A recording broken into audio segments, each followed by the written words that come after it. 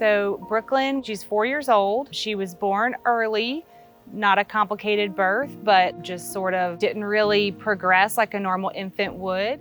So when I started with Brooklyn, she was just a few months old, and I started with her due to her prematurity and the family having concerns of developmental delays. She just didn't really seem to progress. At a couple months old, she was still acting like an infant would about 2 weeks old.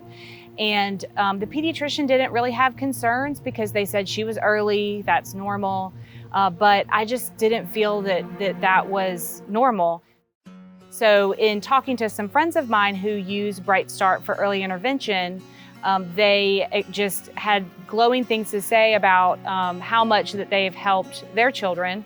And you don't need a pediatrician's referral to be evaluated to see if you qualify for services. So it's a no-brainer to see. And as I suspected, Brooklyn qualified around when she was about 4 months old. And we dove right into services and therapy and everything beyond that.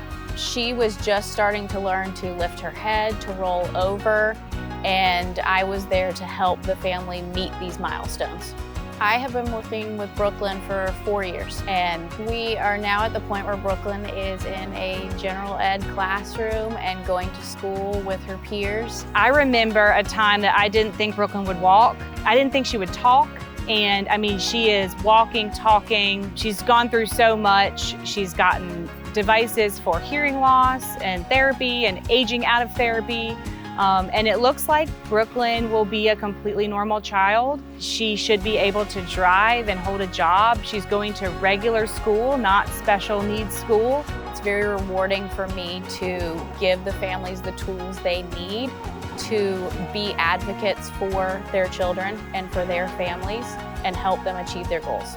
And once Brooklyn ages out of services, I'm gonna really miss it. I mean, it could benefit any child just to have that extra assistance with milestones and everything going on. We never would have thought that she would be where she is today.